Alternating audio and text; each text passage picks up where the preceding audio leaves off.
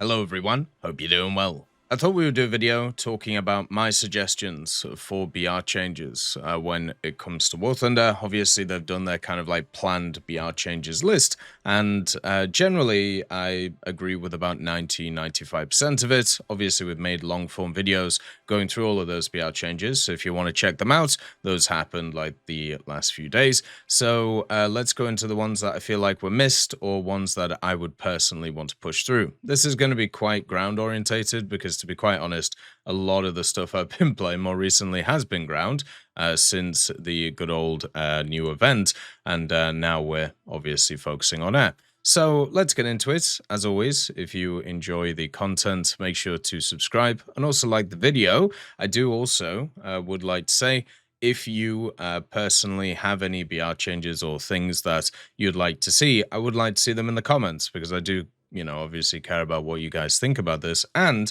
a lot of you guys have different experiences to me when it comes to the game and also prefer different things. So it's always nice like seeing different people's opinions about this kind of thing. So let's get started with some easy ones. 2S38. This should go up in BR. It's the best multi-role vehicle in the game. It being 10.3 is ridiculous. They updated the model to kind of make it not go up in BR, but now a bunch of other stuff around this BR has updated models, and also at the same time, this updated model actually buffed it because it meant that it had a continuous 148-piece first stage ammo rack, which can interchange between rounds very, very easily. I don't really care if Gaijin stats say this thing isn't doing well. This just reminds me of a very popular premium vehicle that people are going to flock to because it's really good, and they just play it badly because it doesn't have a ton of survivability. If you actually let the hull go out, it has everything you would ever want. It has the track IRST, it has an insane reload, it has a great round, it has HEVT, it has great thermals, it has the ridiculous UAV, which they're not actually fixing, and then also has an LWS, so you know when you're getting targeted too. It's got scouting as well. It's one of the reasons why a lot of Russian CAS gets put out around this BR, because what happens is they use the airstrike mechanic on this to be able to easily get into aircraft. So yeah, it's just a ridiculous vehicle. Everything else has gone up, especially last year when it comes to the BR decompression, but this vehicle kind of stays where it is, which is just not great. Talking about two other premium vehicles that also haven't gone up in BR, that should have gone up in BR a long time ago. You first of all have the Turm III, another vehicle which doesn't have a ton of survivability, which is probably why it'll never go up, which is just crazy. But this vehicle has a stabilized 105mm L7A3. It has a 30mm in tow, which obviously has up to 50mm of pence. This can go straight through any light vehicle. It also has this huge kind of autoloader on the side, but if you don't take all of the rounds and you only take about 20, it only fills this area. So you actually have a massive gap in the turret when nothing really does damage. And these types of vehicles, so ones which are overtly aggressive, really good reloads, and also just incredibly good mobility, but not a lot of survivability, these are the carry vehicles in the game. These are the ones which kind of just take over areas. And when you have a look at what this thing fights, like especially at like 7.3, if it gets to fight 7.3s, it's just insane. And even with stuff like the T55 AM going up and the AMD going up, the Turm III being sat at its same BR, even being the most popular vehicle that was played last year, according to Gaijin, you can kind of see why, because it's just insanely powerful. If you have a look at this, and if you have a look at something like the Leopard 1, for example, which is literally only 1 BR lower than it, the Leopard 1 is worse in every single way. Worse reload, worse targeting speed, worse mobility, no stabilization, and also no secondary ridiculous gun. The only thing that this has an advantage over the Turm III is, guess what? It has smoke grenades. That's literally it. Everything else on the Turm III is better than on the Leopard. It's just, and usually you want like incremental increases. This is just an insane vehicle. And when I was playing stuff like the Leopard 1A2 for the Italians recently, what I ran into is just a million of people using this and also using the Gepard alongside of it and just braying teams with the autocannons and also just the high mobility. These things are nuts. They're incredibly powerful and should go up in BR. Another vehicle that also should go up in BR is the CLOVIS. And this isn't just the German CLOVIS, this is also the French CLOVIS, which is right here. The DF-105 is already a pretty powerful vehicle at 8.0. It did get raised in BR multiple times because, once again, it's a light tank with very nice firepower. Nowadays, it's not as good as it was, but it's still very powerful. Now, what happens if we take that vehicle and what we do is we give it a coaxial 20, so therefore that 20mm can actually deal with lighter targets once again, and we also give it a laser rangefinder and keep it at the same BR. This thing is just fundamentally better than the DF-105, and the DF-105 is a very, very good auto-loaded vehicle once again. So the CLOVIS, just by the fact that it's a better version of the standard tech tree vehicle, should be at a higher BR than it. I don't really care what the statistics say on this one, because right now what this creates is a pay-to-win vehicle. There is nothing that the DF-105 does better than the CLOVIS. That's just how it is. The CLOVIS even has a better targeting speed compared to the DF-105 for some reason. I suppose the DF-105 has 1 degree of elevation more, but that's literally it. But it's just crazy that the CLOVIS, better targeting speed, better coaxial, it also at the same time has a laser rangefinder. This being 8.0 is just nuts. It should be 8.3 at least. And right now it's just a completely pay-to-win vehicle. Kind of like just what the Turm III is, but this one is literally one because it's just a better version of the tech tree one in every single way. Just nuts that this is allowed to exist. Talking about other vehicles, and this is more kind of like a standard one, I would like a reevaluation of the usefulness of spike missiles when it comes to these games. So the CV90 Mark IV, which we'll review like a little bit, probably next week, the review will come out. But basically, this is a tank, which is a CV90 30 fin with access to the spike missiles. It also has a lot of increased weight, which is supposed to be armor, but it isn't. And then also at the same time, it has a more powerful engine. So it's basically the same as the CV90 30, which is right here. You can see it. The difference is very, very tiny. So this is the 9030. This is the 9030 Mark IV. So the Mark IV is a little bit taller, has a little bit more space, I suppose, in it. And also at the same time, it has the spike launcher and this little commander's sight.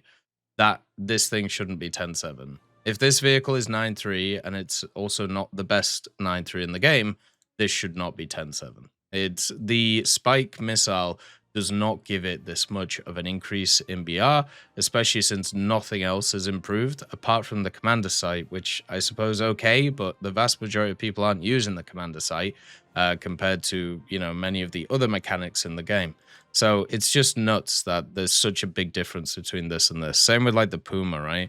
The Puma is at 10.3, I think, and then the spike missile version of it is at 11.0 because it has 4 spikes. That's the only difference between them. And on a lot of maps, they are close quarter maps. You can't use the spikes very effectively. So it's just very hard to actually justify these being kind of like at these BRs. Talking about some aviation stuff now. So one of the areas of the tech tree where I'm kind of at in terms of most of them is I have like a bunch of these weird strike aircraft to research around like rank 7 or 8. So the A7s are some of these that are here. First of all, they need to have a look at the research of like a lot of these vehicles. The fact that the F111F, if you have a look at it, in order to fully research it, it's 297,000 RP. Whereas if you have a look at, I don't know, like the F15E, which is the 14.0 after it in aviation, it's 314,000. So the difference between them is just about 10,000, even though the BRs are massively different in aerialistic and also their different ranks and everything. They need a research reduction for all of these aircraft. It doesn't make sense. They haven't done a research reduction in like 2 years now, and they've added a ridiculous amount of things, but that's a separate topic. These vehicles here, like the A7E and the A7D, these being at the BRs that they are in air is just insane. They added this new system where basically you were supposed to be able to have these types of vehicles at different BRs compared to their air and ground capabilities. The A7E in ground, it has access to the AGM-62A, which is really, really good. You know, as long as you get high enough, you can actually do quite a lot with this. And then also, if you have a look at the other A7s, they also have really good kind of mechanics in terms of ground. So the A7D, for example, you can see here, it has access to the Mavericks. Mavericks are great in ground. They work really, really well as standoff weapons. Stuff like the A7K, this vehicle right here, the event one that they brought in, this vehicle, guess what? It also has AGM-65Bs, and it also has the guided bombs, which are the large ones. So yeah, you can understand with the pod as well, like it has the Lana navigation pod. Okay, in ground, these could be high because of these weapons. In air, none of these weapons are useful. Like, they don't work. And the A7K is 11-3 in air battles. All it has is 2 AIM-9Ls. This thing is a subsonic, very slow vehicle, and it can face Hornets.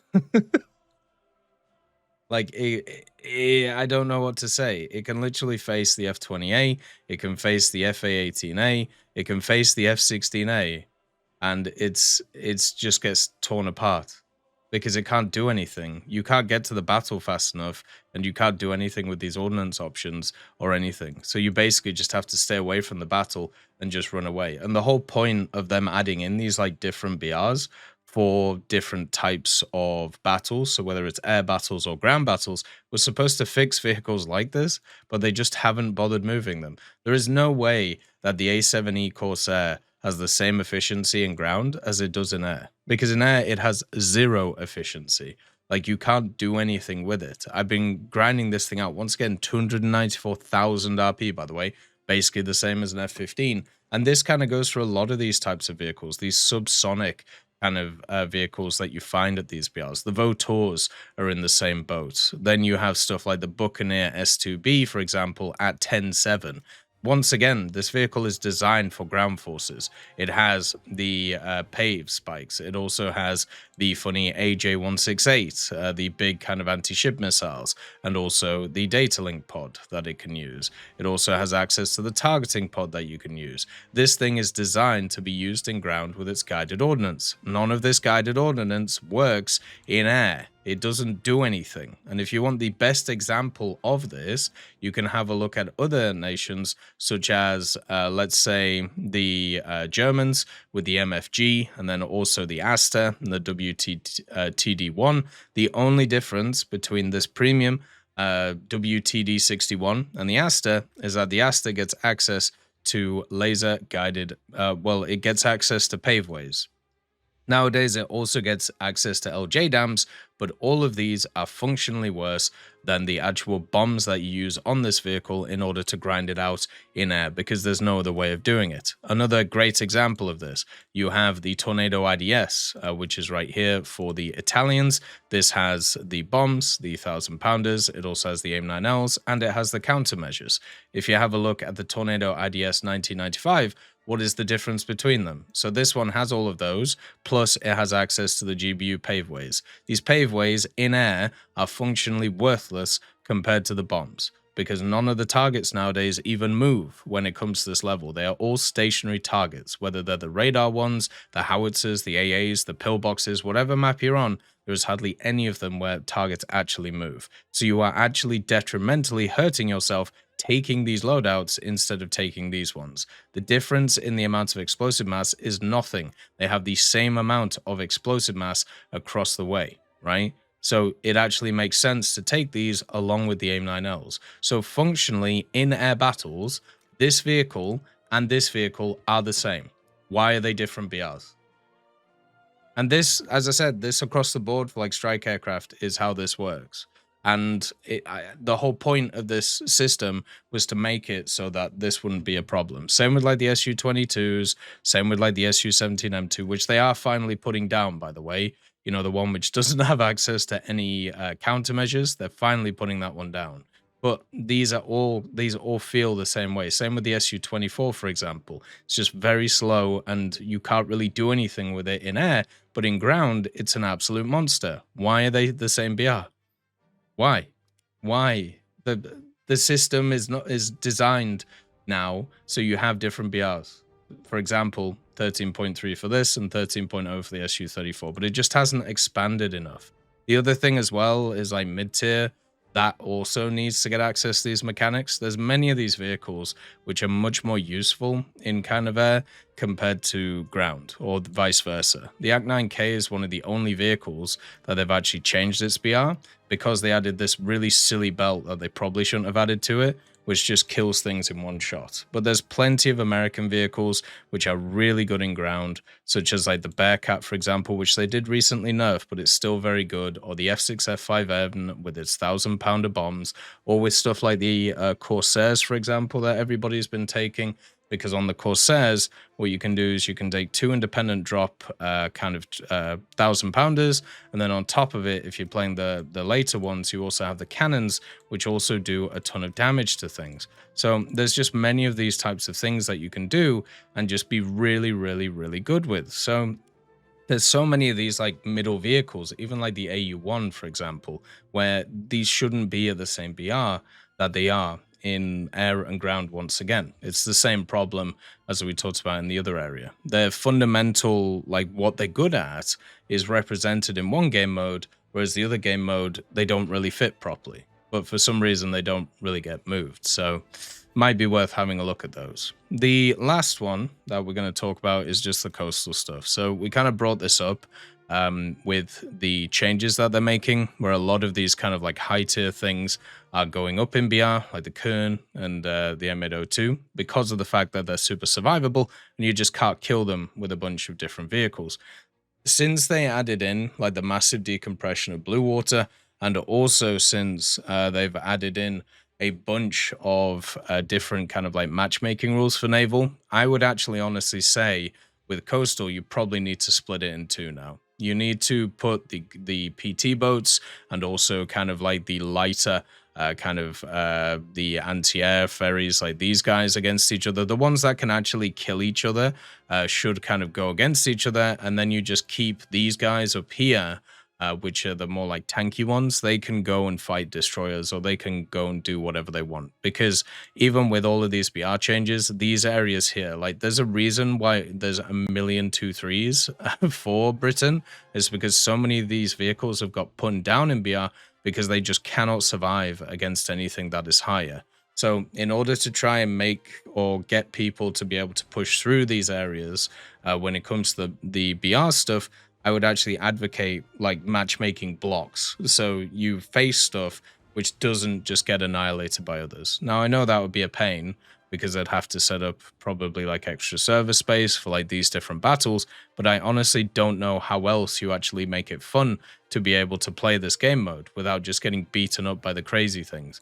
Oh, and also at the same time, the Aras and the Amiens need to go up. The Marne also needs to go up. This also should get a destroyer spawn. There is no reason why this thing gets a coastal spawn. It's ridiculous. This thing one-shots vehicles that are in there. Like the Man or Main, or however you want to say it. Like, it's just a stupid vehicle. Like, it's a vehicle which literally, this is like my spading stats with it. And basically, the reason why we have so many deaths is because by the end, I was trying to fight destroyers after killing all of the coastal vehicles. Like, this thing should get the same treatment as the Surprise, which is the River class. The River class gets the blue water spawn. The Man should also get the blue water spawn, just to help out a lot of these vehicles. Anything with these larger guns that can one-shot stuff should be put in different areas. The last one that I do want to mention, which is more of kind of like a larger problem, but also one which I've been dealing with, just kind of show you the issues of this type of thing. So we have the ZLT here, right? This is a 9.7 vehicle.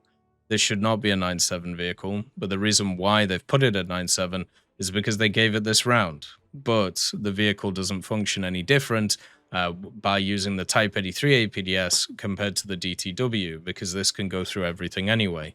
So basically what you have is you have a mega round on a vehicle that shouldn't be 9.7 because of the fact that they want it to be at 9.7. I would actually advocate for vehicles like this to lose their mega round and to actually give them slightly worse rounds, so therefore they could put them down in BR, so therefore they could be a bit more useful. The ZLT-11 has bad gun depression. It's incredibly tall. It is just not survivable at all. It just gets annihilated by even stuff like XM800Ts. Basically, you need to always have the first shot off. You are somehow a light tank, so you can scout stuff. You also have a terrible reload compared to a lot of the stuff that you fight nowadays because of the buffs to everything, and also all of the extra features that it gets, such as the really good thermals, or the really good LWS, or the HEVT, which is completely worthless. They all are just factors that just don't matter to it because of the fact it still has the weak targeting speed compared to most. It doesn't have commander controls for some reason, because that's a thing. Like on a very modern vehicle, no commander controls. And also, as I said, no survivability, and it also doesn't know how to go backwards, even though it's a light vehicle. So for vehicles like this, remove its mega round and get them down in BR so they could actually be fun to play.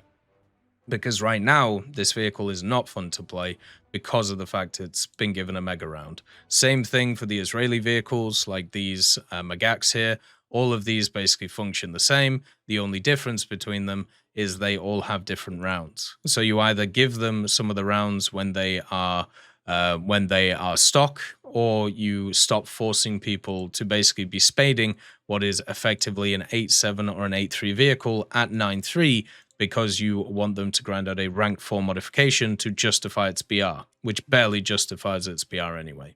So that's all my thoughts. As always, I hope you have a wonderful day, and I'll see you next time. I'd just like to thank GMG Smiley, CD Beans, Chieftain Mike, EMN3 Galaxy, Tulio Pontecorvo, Brendan Quinn, Carrion Crow, Gus Irenicus, Pyman, Wartinder, Teddy, Daniel Stanton, Martinez, B. Young, Ozzy Panzer, Alan Hacker, Liam Shear, Opium Prime, Lafouche, Sem, Aslan, Uncle Bean, and Derek R. for supporting the channel.